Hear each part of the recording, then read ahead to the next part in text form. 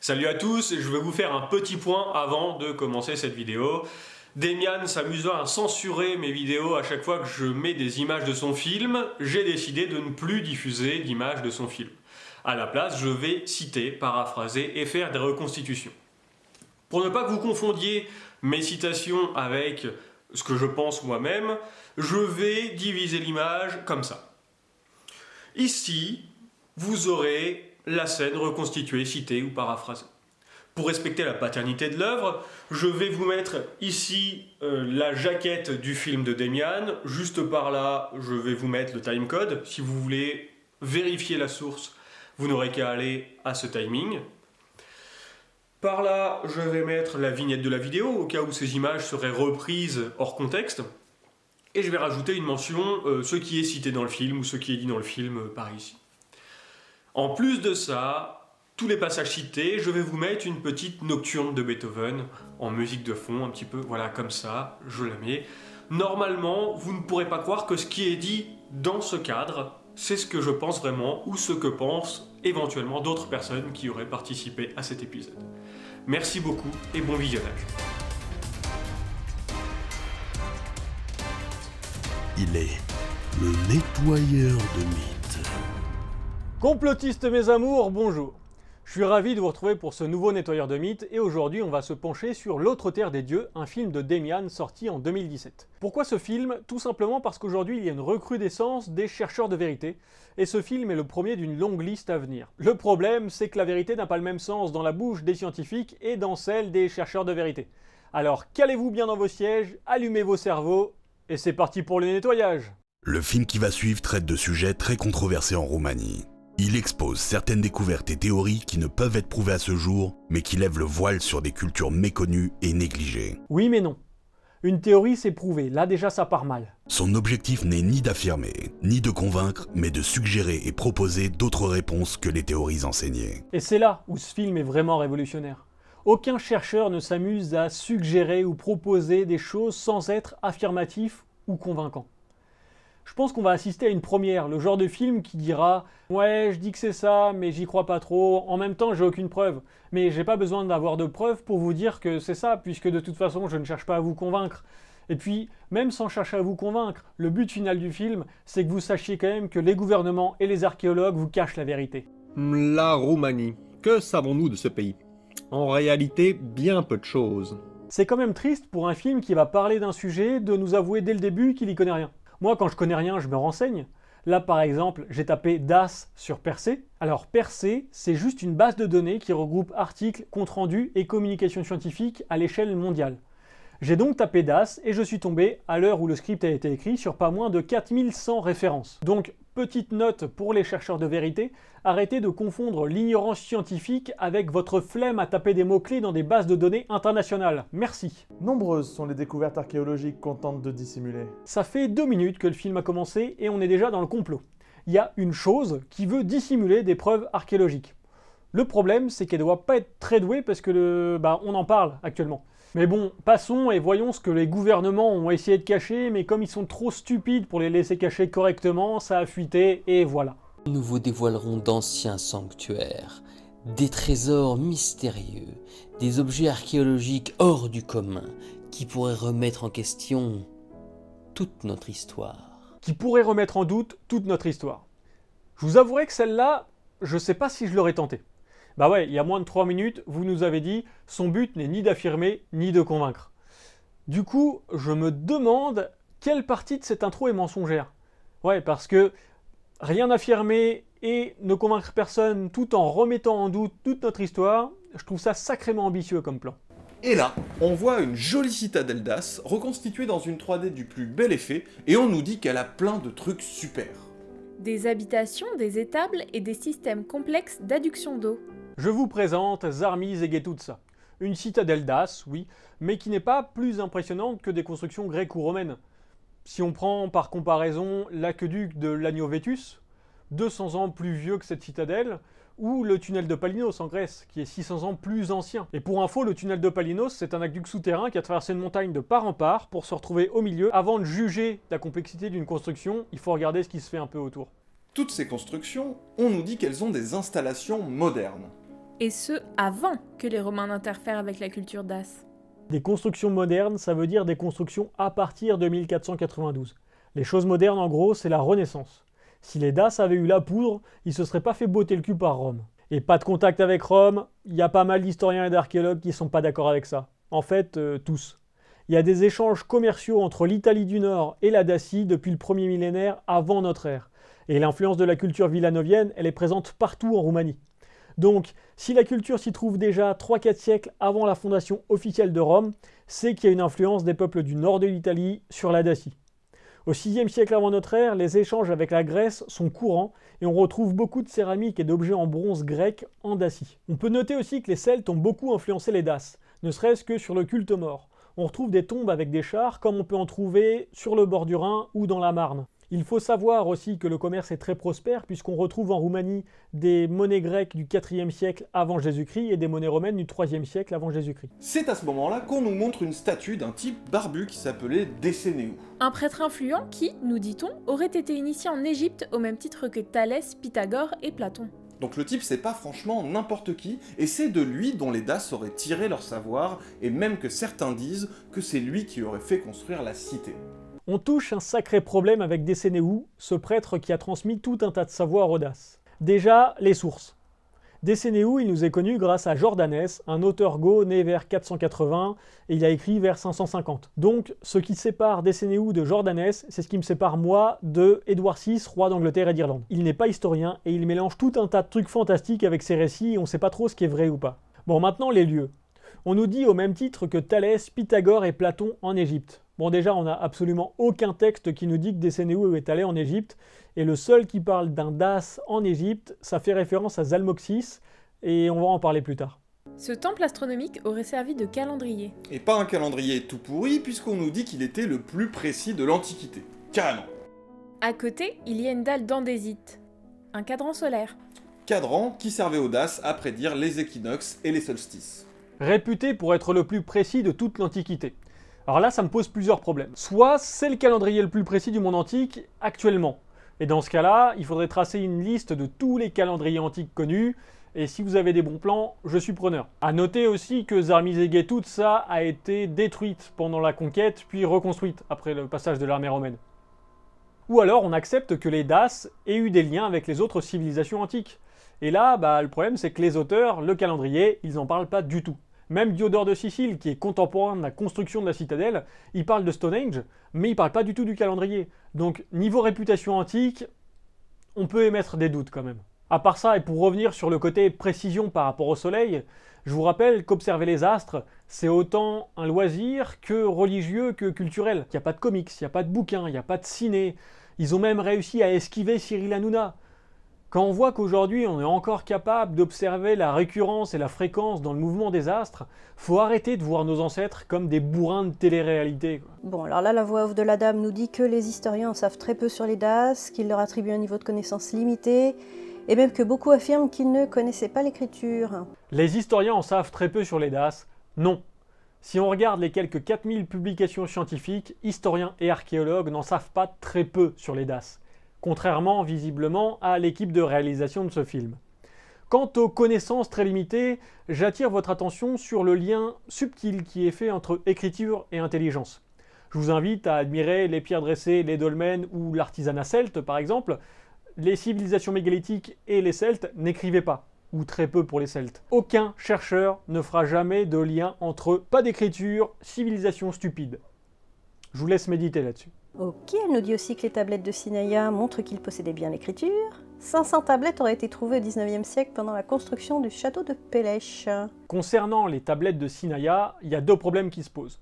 Le premier, c'est qu'aucune source concernant la construction du château n'évoque cette découverte d'or. Et la seconde, c'est que je n'ai pas trouvé de source concernant les tablettes qui datent d'avant les années 90. Donc on a du mal à les croire authentiques. Une voix off nous dit que pour récupérer l'or de ces plaques, le roi Carole Ier aurait fait des copies en plomb, Puis il a fait fondre les copies en or pour récupérer le flouze. Et là, Mr. D arrive et nous dit qu'il y a une forme de grec ancien qui nous a permis de traduire quelques mots sur certaines tablettes, que ça évoquerait les chroniques de Décébal, qui est un roi d'As. Certains signes, en plus, sembleraient avoir des similarités avec les signes arabiques, et, pour encore en plus, des historiens et des archéologues évoquent des personnages au style perse ou arménien. J'ai laissé cet extrait parce que Demian va réagir et analyser le passage par la suite. Donc nous avons supposément des tablettes en or avec 3 langues dont une d'un style arabique. La langue arabe remonte au 2e siècle de notre ère et le roi Décébal a vécu à la fin du 1er siècle. Donc on a en gros entre 50 et 100 ans d'écart entre des régions qui n'ont pas vraiment communiqué, sauf si encore une fois on dit que les Das ont tout apporté à tout le monde en mode nationaliste. Et bien entendu, je ne sais pas de quel historien et archéologue on parle ici puisque personne n'est cité. Elles ne sont pas les seules à mettre ensemble 3 types d'écritures différentes, comme la pierre de Rosette. Des chercheurs pensent que si elles avaient été authentiques, elles n'auraient pas été fondues. Le roi Carol était déjà très riche, il n'aurait pas eu besoin de l'or des tablettes. Il faut quand même le reconnaître, ne retrouver nulle part ailleurs la même écriture, c'est suspect. Et même si ce lieu avait été un genre de bibliothèque d'As regroupant toutes les langues du monde, on devrait retrouver des traces archéologiques d'occupation d'As. Ce n'est pas le cas. Et contrairement à ce que dit Demian, c'est pas du tout le fait qu'il y ait 3 écritures différentes sur les tablettes qui empêche les archéologues et les historiens de dire que ces tablettes sont authentiques. Un petit point sur la pierre de Rosette, les 3 écritures différentes sont sur la même pierre. C'est un petit peu ça son intérêt d'ailleurs. Là, ça serait un peu comme de prendre un texte français, un texte anglais et un texte japonais, même si les textes sont différents, mais ça on peut pas le savoir si on maîtrise pas les langues, et d'un coup, magie, on va les mettre côte à côte et se dire, allez, si ça se trouve, on va réussir à traduire un truc. Si les textes ne sont pas liés physiquement, c'est totalement hasardeux de tenter des traductions au pif. On parle de Carol Ier, un gars qui a refusé les premiers plans de ses architectes parce que ça sonnait trop Château de la Loire et il pouvait pas se le permettre financièrement. Et second point, en plein milieu de la construction de ce château, entre 1877 et 1878, on a ce qu'on appelle la guerre d'indépendance de la Roumanie. Et une guerre, ça coûte de l'argent. Donc oui, le roi Carol était peut-être très riche, mais dans tous les cas, il avait besoin de l'or pour faire la guerre. Donc, soit les plaques sont fausses, soit Carol Ier a eu toutes les raisons de les fondre pour récupérer de l'or. On a le premier intervenant, Daniel Roxin, qui nous parle de Dan Romalo, un archéologue célèbre qui aurait réussi à prendre en photo 200 tablettes à l'Institut archéologique de Bucarest. Mais quand Daniel Roxin s'y est rendu, il n'en a trouvé que 34, et il affirme donc que certaines tablettes ont disparu sans laisser de traces. Et c'est le retour de notre grand jeu, qui est le spécialiste ? Daniel Roxin. Eh bien, c'est un nationaliste pur et dur, clamant à qui veut l'entendre que les Das sont conquis Rome et non pas l'inverse. Comme tous les nationalistes, il croit que son peuple descend d'un peuple Das plus ancien que les autres et le tout sans s'appuyer sur aucune source sérieuse. Il a le mérite d'être honnête et ne revendique absolument aucun diplôme en histoire, archéologie ou linguistique et se présente comme auteur. Mais il se permet de raconter un peu tout et n'importe quoi et produit de nombreuses vidéos de pseudo-archéologie avec des thèmes comme l'histoire cachée des Das ou autres calendriers mystiques de Zarmizeg et tout ça. Et puisque Dan Romalo a pris des photos, où sont ces photos ? Vous me direz, ça permettra aux gens de continuer à faire des recherches en marge et de rêver un petit peu. C'est curieux ce léger fumet de complot en mode le gouvernement nous cache quelque chose. Et ça entre totalement en contradiction avec le fait qu'on sache qui a pris les photos, de quoi sont faites les photos et combien il y en avait. Ou alors parce qu'elles avanceraient que les Das n'étaient pas si primitifs. Ouais, donc l'État aurait détruit les tablettes pour empêcher qui que ce soit d'affirmer que les Das n'étaient pas si primitifs. Non mais sérieusement, si un pays veut fédérer sa population tout en glorifiant son passé, il aurait aucune raison de ne pas le faire. Mais bref, maintenant que le décor est posé, voyons qui sont les Das. Le peuple Das fait beaucoup parler de lui en Roumanie. D'après les historiens, c'est comme si ce peuple était sorti de nulle part. Sorti de nulle part ? Mais n'importe quoi ! Et la marmotte et le chocolat, c'est pareil aussi, non ? Si vous en doutez encore, je vous renvoie aux 4000 références scientifiques sur les Das, je vous mets le lien dans la description. Les textes de philosophes comme Hérodote ou Platon ne tarissent pas d'éloges à leur égard. Alors, qu'on soit clair 5 minutes, Hérodote, c'est un historien. C'est même presque le premier historien reconnu au monde. C'est pas un philosophe. Et Platon est né quand Hérodote est mort. Donc il se peut très bien que la mention de Zalmoxis chez Platon soit totalement pompée de chez Hérodote. Quant aux éloges, eh ben je sais pas où vous les avez trouvés parce que moi je les ai cherchés et à part dire ils connaissent des charmes magiques pour soigner, eh ben, y a pas grand-chose. À l'écran, un monsieur nous explique que les Das ont toujours été présentés comme un peuple barbare et primitif, alors qu'en réalité, je le cite, nous découvrons une culture exceptionnelle qui a considérablement influencé la culture grecque. Bah ouais, on parle de barbares primitifs, tout simplement parce que c'est des auteurs grecs qui vont en parler. Et donc tout ce qui ne parle pas grec ou romain pour les périodes suivantes, ça sera considéré comme barbare. Et puis tant qu'on est sur l'influence, si en Dacie on retrouve des céramiques grecques mais pas l'inverse, c'est peut-être parce que la Grèce a influencé la Dacie et pas l'inverse justement. Le même personnage poursuit. En réalité, quand nous parlons d'Orphée, Dionysos, Apollon, Artémis et d'autres divinités et traditions grecques, il faut savoir, j'ai pris les notes, il faut savoir qu'elles ont été empruntées par les Grecs aux Thraces. Saloperie de voleurs de Grecs, hein, c'est incroyable. Ah, le bon gros discours nationaliste, c'est nous qu'on a la plus grosse, la plus puissante, la plus longue, et puis on a essaimé partout, toutes les civilisations nous doivent le respect, sauf qu'en fait non. Toutes les civilisations, qu'elles soient celtes, daces, grecques, elles viennent des Indo-Européens. Et ces Indo-Européens ont un socle commun de croyances, un panthéon qui se ressemble à peu près, avec les mêmes traits, les mêmes attributs pour les dieux, les mêmes fonctions. Tout ça se ressemble beaucoup parce que tout est parti d'une souche commune qu'on appelle les Indo-Européens. Du point de vue de la culture matérielle, pour savoir qui a influencé qui entre diverses civilisations, il suffit de voir où est-ce qu'on retrouve telle ou telle céramique. Si on retrouve beaucoup plus de céramique grecque en Dacie que de céramique dace en Grèce, c'est sûrement parce que la civilisation grecque était beaucoup plus enrichissante que la civilisation dace. D'autant que, niveau influence, Dace et Thrace ont grandement été influencés par les Celtes. Homère dit ceci à propos des Gètes, un peuple thrace. Voyage chez les Gètes, non pas pour leur donner des leçons, mais pour en apprendre. Non, Homère ne parle pas des Daces, il parle des Thraces, et plutôt ceux qui sont du côté du Pont Euxin, donc au nord-est de la Méditerranée. C'est là où les Grecs importaient leur blé pour se nourrir. Donc on est un petit peu loin de la Dacie des origines, tout ça. La citation, vous aurez beau fouiller, tourner et retourner Homère dans tous les sens, vous ne pourrez pas la trouver, puisqu'elle est issue des Voyages de Pythagore, écrits en 1798 par Sylvain Maréchal, Cocorico. Et ce récit est totalement fantasmé et n'a absolument aucune prétention historique. Autant vous le dire tout de suite, Sylvain Maréchal, à part ça, on ne sait absolument rien de lui. Alors déjà, dans les cités antiques grecques, on a du mal à savoir si un texte est attribué à Homère ou non. Donc là, un mec qui est né genre 2200, 2300 ans après les faits, ça commence à devenir compliqué. Donc cette citation, non, je suis désolé, mais elle vaut absolument rien. Le symbole du peuple dace, c'est le loup. Symbole de liberté, d'intelligence et d'insoumission. Alors, le symbole dace n'est pas né de lui-même. On peut retracer son parcours depuis la Mésopotamie, ensuite chez les Irano-Cimériens, puis finalement chez les Gètes. On ne sait pas trop pourquoi le loup ce serait un symbole d'insoumission. Et la première vraie référence à cette attitude date limite de la fable Le loup et le chien. Mais rien ne rattache le loup à l'insoumission, à part un roman contemporain de littérature érotique. Ceci dit, jouer sur les symboles, c'est aussi jouer sur le terrain des nationalistes. Et peut-être tout simplement que Démian s'est fait prendre dans un jeu bien sale. Donc, à ce moment-là, on a Démian qui nous dit que le peuple dace a perdu face à Rome. Logique.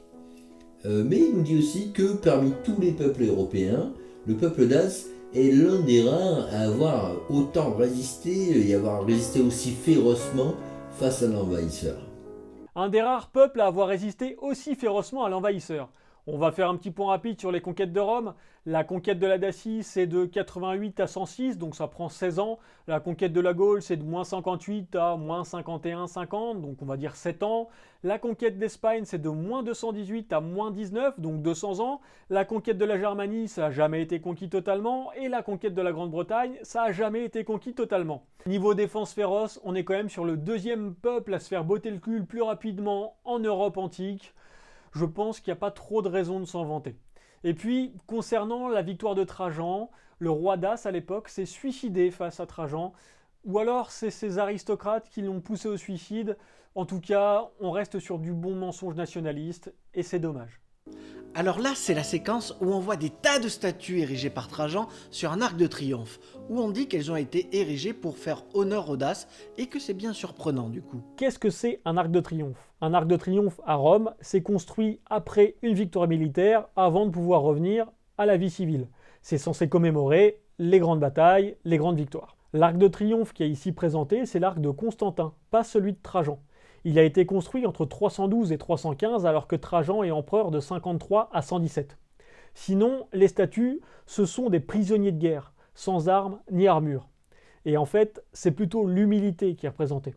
N'oublions pas que le peuple vaincu fait maintenant partie de l'Empire. Ça serait dommage de les rabaisser et de créer des révoltes. Si on va plus loin, il faut se poser la question du symbole le plus représentatif, la louve qui allaite Romulus et Rémus. Il faut se poser la question de ce qui est le plus logique et rationnel.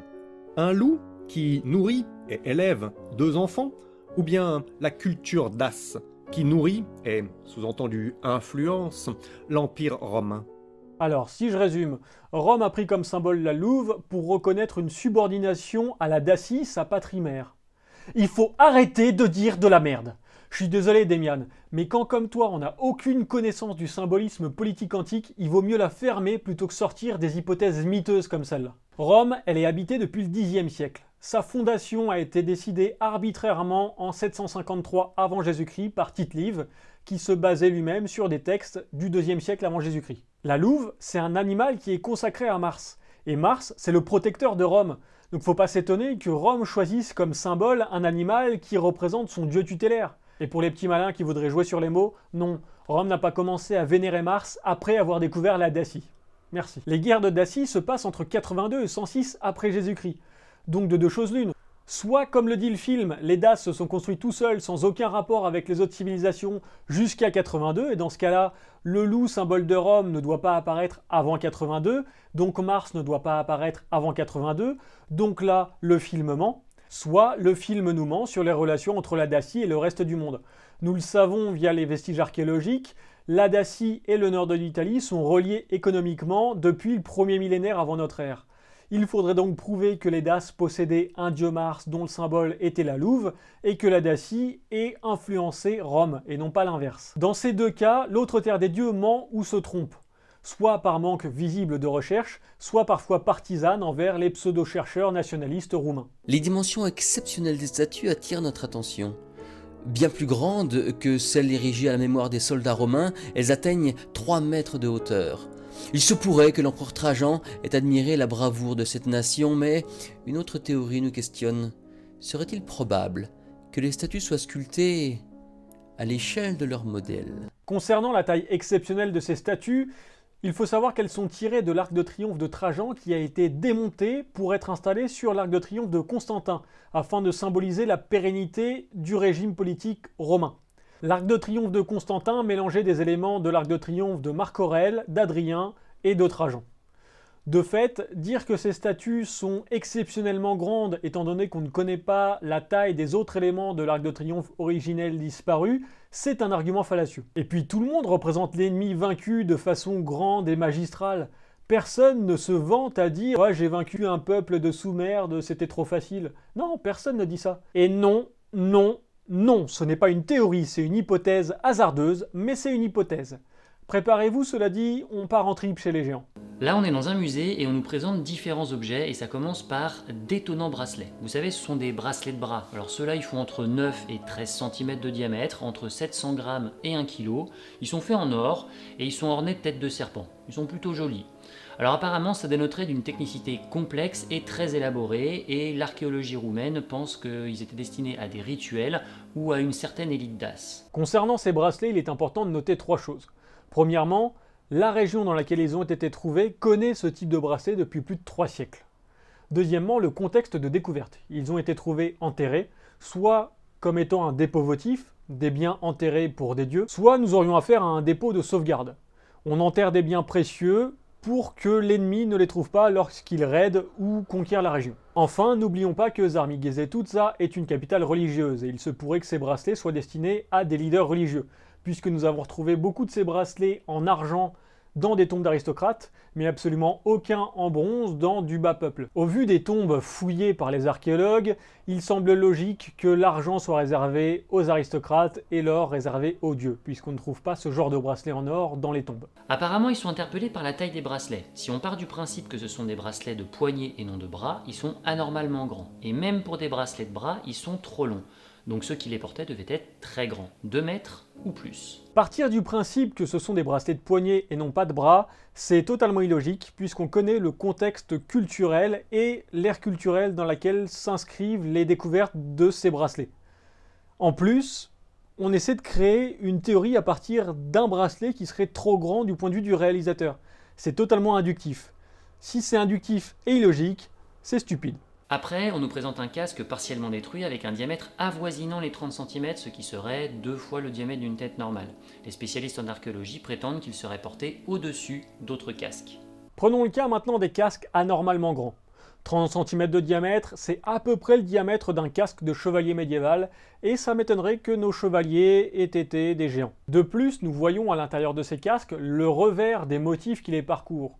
Nous avons donc peu de raisons de douter des spécialistes qui nous disent que ces casques étaient portés par-dessus d'autres casques ou des coiffes de rembourrage. Ensuite, ils nous présentent un plastron dont ils ne savent pas trop quoi penser. Il s'agirait d'un plastron cérémoniel, mais qu'aucune épaule ne pourrait porter puisqu'il a une largeur de 80 cm.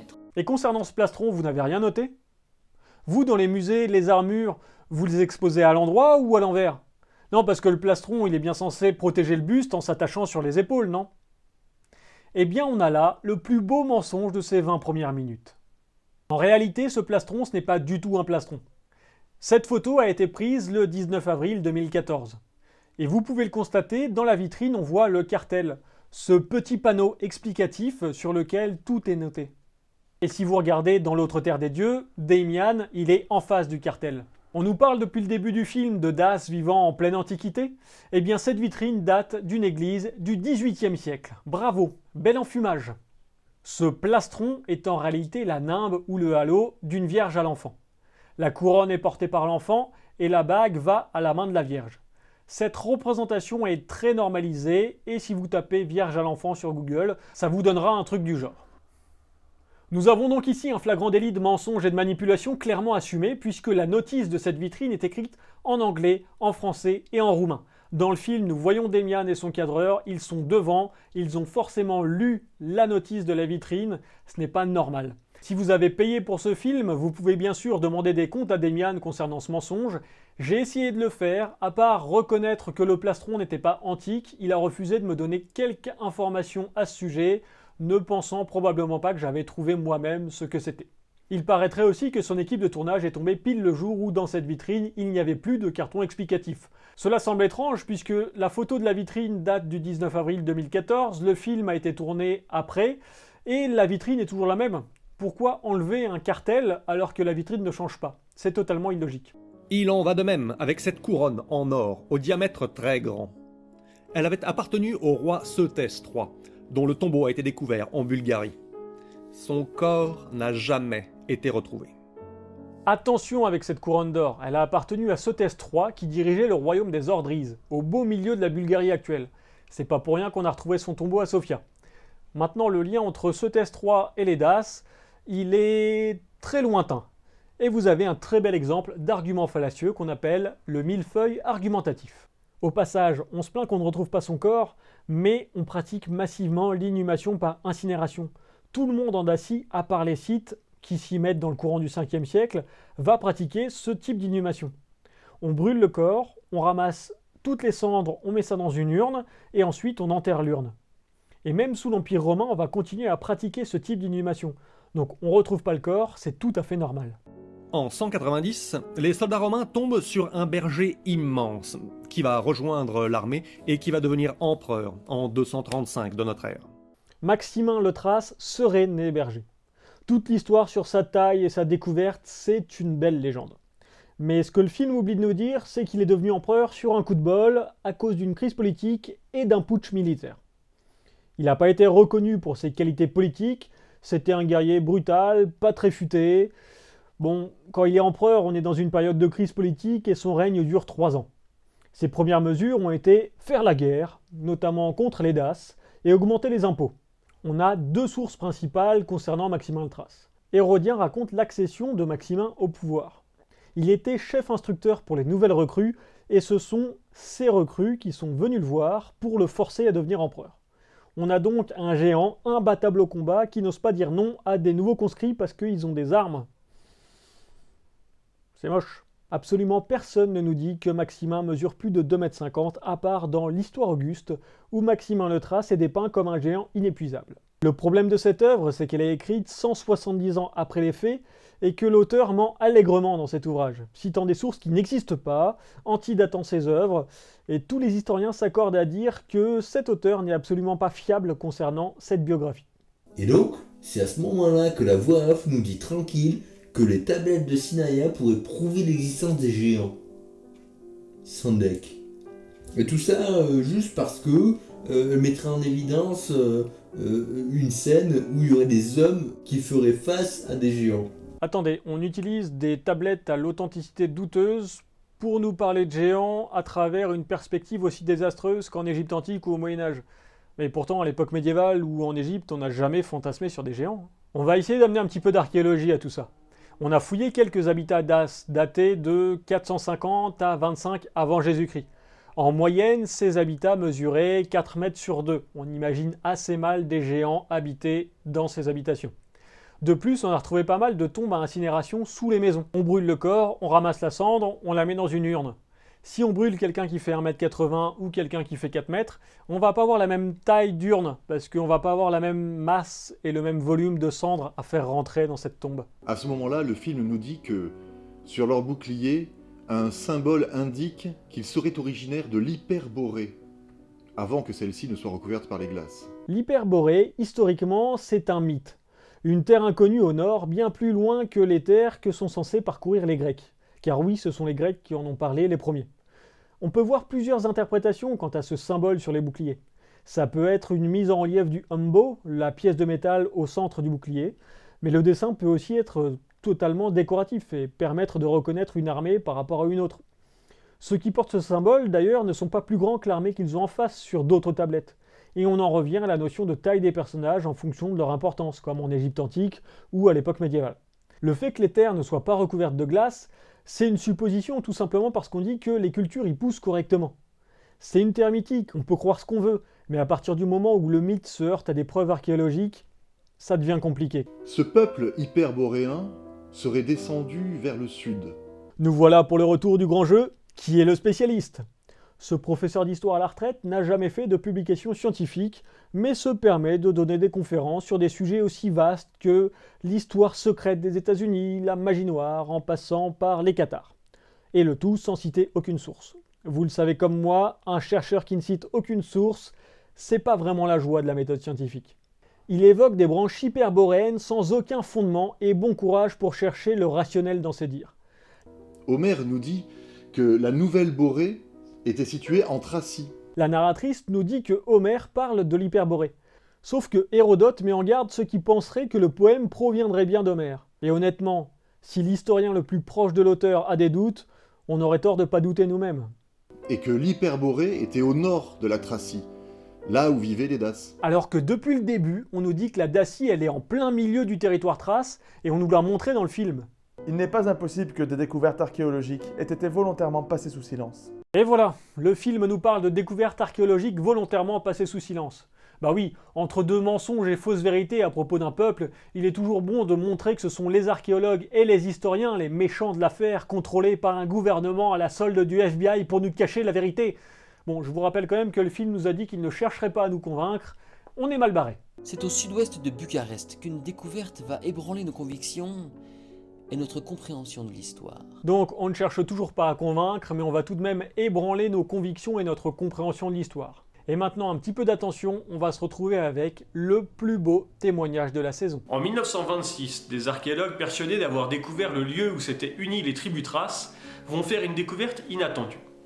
Et on nous présente un vieil homme qui dit avoir participé aux fouilles entre 1946 et 1954, avoir déterré près de 80 squelettes dont au moins un géant. Je sais, ce passage était assez long, mais il fallait que je vous le mette, sinon tout le reste allait devenir très hermétique.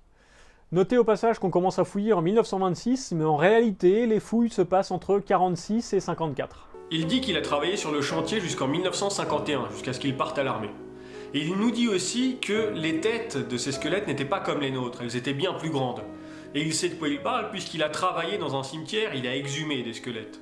L'homme ici interviewé était ouvrier sur les chantiers de fouilles entre 1946 et 1951. Du coup, nouveau changement de date, on perd 3 ans, on fouille maintenant entre 1946 et 1951. Le vieil homme cite un ingénieur qui est venu de la capitale pour faire les fouilles archéologiques. L'ingénieur leur a dit « Vous n'avez plus à creuser ici ce soir ». Puis, ils ont dressé un abri de 2 mètres. Les archéologues venaient creuser la nuit, et un homme est venu pour chercher les squelettes de géants en voiture. Ils ont emmené les squelettes de géants en camion, un Carpacci. Ils ont aussi trouvé du blé dans des gros pots. Ça ressemblait à du blé, mais c'était noir. Tellement d'incohérences dans ce témoignage. L'ingénieur leur dit « vous n'avez plus à travailler », mais le mec va quand même continuer à travailler jusqu'à ce qu'il parte à l'armée. Ensuite, ils creusent de nuit parce que ça doit être un peu plus mystérieux, et puis ils emmènent des squelettes de géants dans des voitures, puis en fait non, dans des camions, des Carpacci, et ils ont aussi trouvé du blé noir étrange dans une amphore. Donc en résumé, le mec s'est fait virer par le gouvernement, mais il sait absolument tout ce qui s'est passé sur le chantier. Il avait les squelettes, il a ouvert les pots pour voir ce qu'il y avait à l'intérieur. C'est un génie ce mec, c'est le n'importe quoi du témoignage. Damien nous explique que l'endroit a été particulièrement boudé par l'archéologie, et pourtant c'est là que se trouvait la plus importante citadelle d'As. Il n'y a que des tranchées, à la manière de sépultures, et elles sont rebouchées, comme si on avait essayé de dissimuler des fouilles. Il y a également des arbustes épineux pour empêcher quiconque de descendre et de creuser. Argedava serait-elle la plus importante cité des Das? Eh bien, contrairement à ce que dit Damian, l'archéologie n'a pas du tout boudé le site puisque des fouilles y ont été conduites pendant plusieurs années. Les rapports de fouilles montrent beaucoup de bâtiments en bois, mais absolument aucune structure en pierre. C'est curieux pour une citadelle, non? Trouver étrange que les fouilles aient été rebouchées, c'est vraiment méconnaître le contexte archéologique des années 50. On ouvre, on prend tout ce qui peut être mis dans un musée, on étudie vite fait ce qu'on a trouvé, et on rebouche tout. C'est aussi simple que ça. Et là, je vous présente le prochain best-seller de Damian, Le complot pour les nuls. Comment protéger un site et faire que les gens ne viennent pas fouiner en découvrant que le gouvernement cache des squelettes de géants? Mettez des arbres qui piquent. Je suis dégoûté, je suis sûr que si on avait mis des ronces et des aubépines à la frontière avec la Belgique, en 1939, la France n'aurait pas été envahie. Pour revenir sur quelque chose d'un peu plus scientifique, les historiens et archéologues roumains, notamment Radu Vulpe, estiment que Argedava et Zarmizege-Tutsa sont une seule et même citadelle. Les sources tendent à le prouver puisque la situation de Argedava par rapport au Danube correspondrait à celle de Zarmigese-Tutsa. Certains endroits témoignent de la grossièreté des excavations.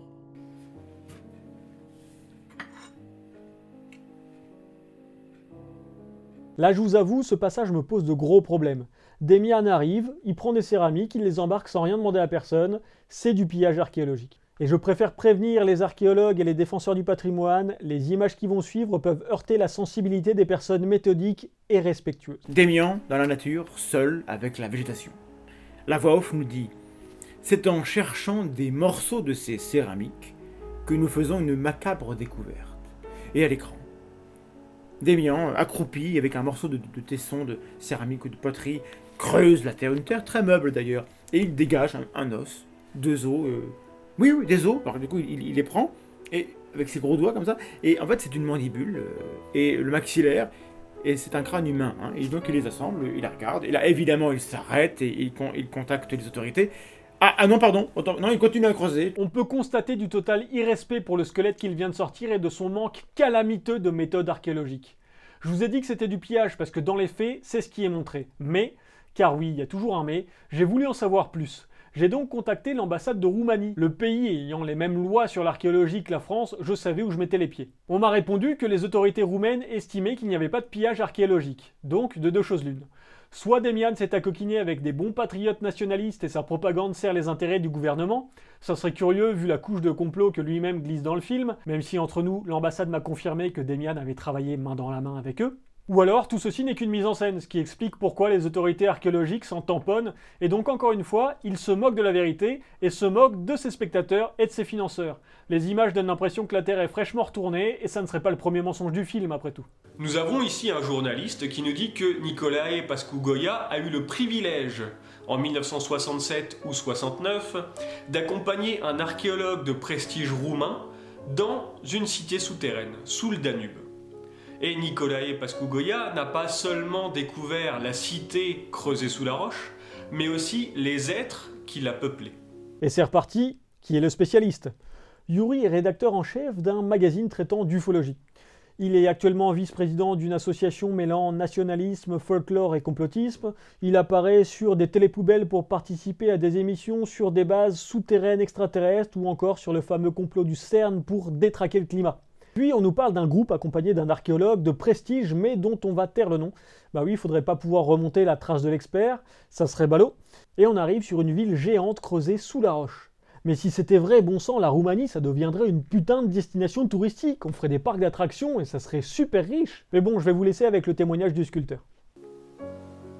Nicolae Pascugoia affirme « Là-bas, il y avait des logements creusés dans la roche, et dans certains, j'ai pu trouver des squelettes. » À ce moment-là, le journaliste reprend en disant que le plus spectaculaire, c'était la taille gigantesque des squelettes. Nous nous retrouvons donc avec Nicolae Pascugoia qui nous dit que du genou au talon, il y avait bien 1 mètre de hauteur. Et donc que ces squelettes devaient faire facilement 3 ou 4 mètres de haut. Ici, on a un témoignage un petit peu what the fuck. On a des archéologues et des douaniers qui passent dans un tunnel sous le Danube et personne n'est au courant, sauf une association roumaine de culture alternative.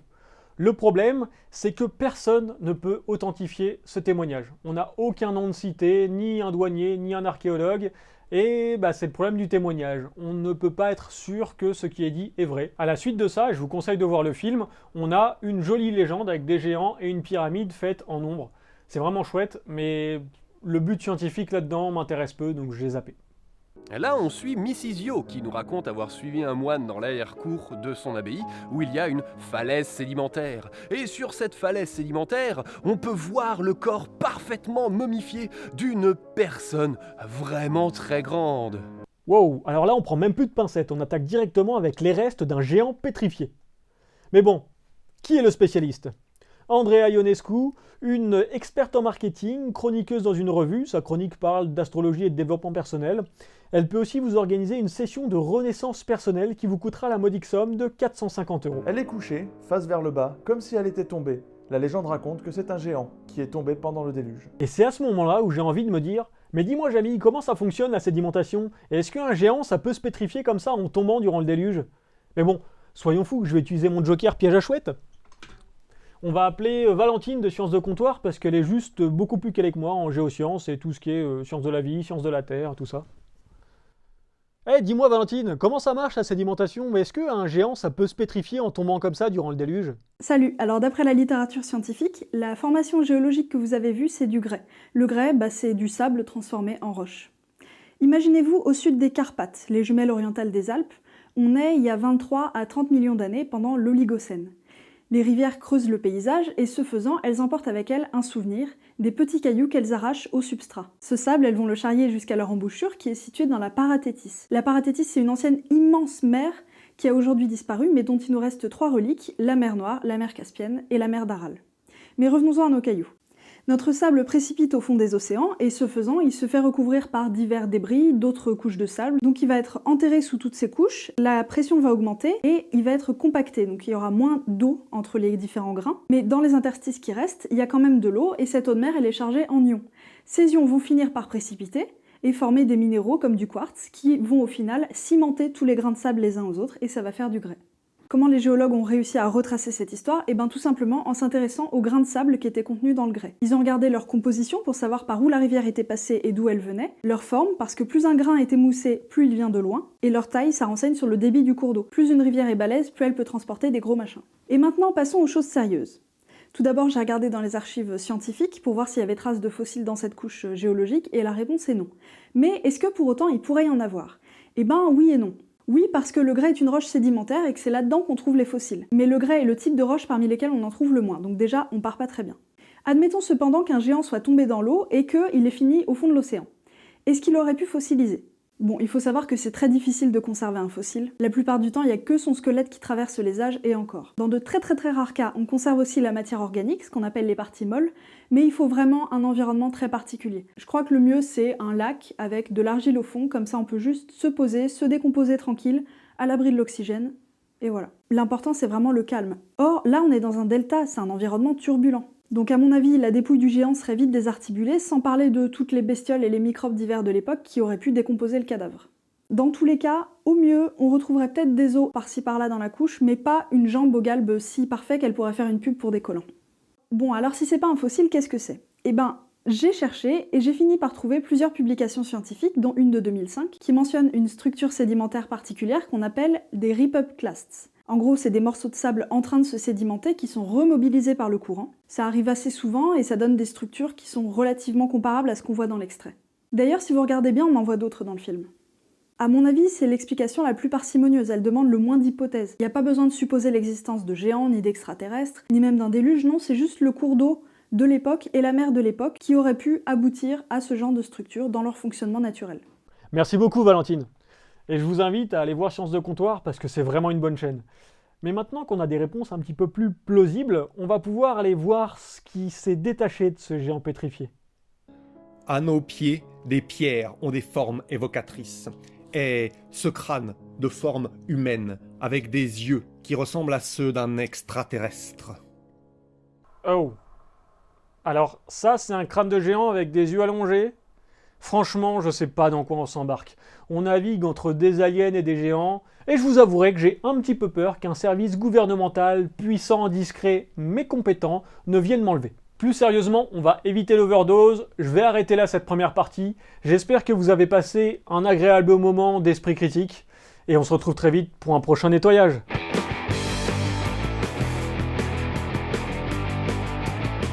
Je vais profiter de ce générique de fin pour remercier toutes les personnes qui m'ont aidé à préparer cet épisode. Par ordre d'apparition, Hygiène Mentale, LSN, Un Mondrian, Bolchegeek, Mad, Bentech, Pline le Jeune, Acermandax, Sylvain des Tomatropes, JD d'Asclépios, François de Primum Non Nocere et Hugo de Confession d'Histoire. Bien sûr, je balance leur chaîne en description de cette vidéo et allez-y sans modération, c'est garanti, sans glyphosate. Les gars, ils voient des arbres, ils font « Oh mon dieu, c'est le complot, mec, c'est des arbres, wesh !» C'est des buissons, mais vite. Moi, derrière chez mes parents, il y avait des buissons de romarin, ça pue trop le romarin quand tu marches au milieu. Je suis sûr on essaie de nous cacher quelque chose. Il doit y avoir des aliens en drone. Bien sûr, merci à vous tous qui partagez mon travail, qui regardez mon travail, qui commentez pour que je m'améliore sans cesse. Un énorme merci aux tipeurs sans qui je pourrais pas investir dans du matos qui ne tombe pas en ruine. Et ça me permet notamment de sortir cette vidéo. Ah non, pardon, attends, non, il continue à creuser, toujours en pétinant les trucs qui creusent dans des restes humains. Excusez-moi, j'ai un appel. Oui, pardon, c'est le respect. Il faudrait que Damien le recontacte d'urgence. Oui, bah j'ai transmis. Je sais bien, écoute, je suis comme toi, prends soin de toi. À bientôt, bisous. Le respect. Je vous souhaite plein de bonnes choses pour 2018 et j'espère qu'on va se retrouver très très vite en live ou ailleurs. Ciao.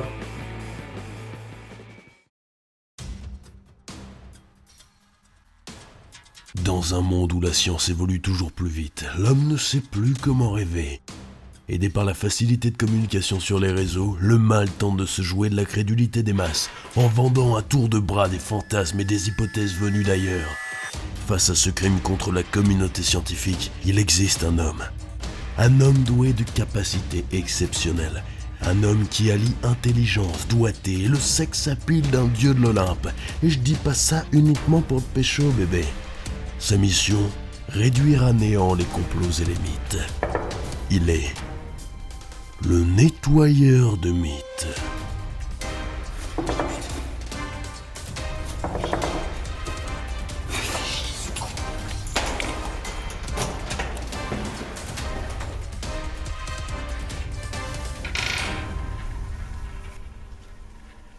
Il faut que je te dise quelque chose. Je crois que je suis amoureuse de Patrice Pouillard. Il faut arrêter de dire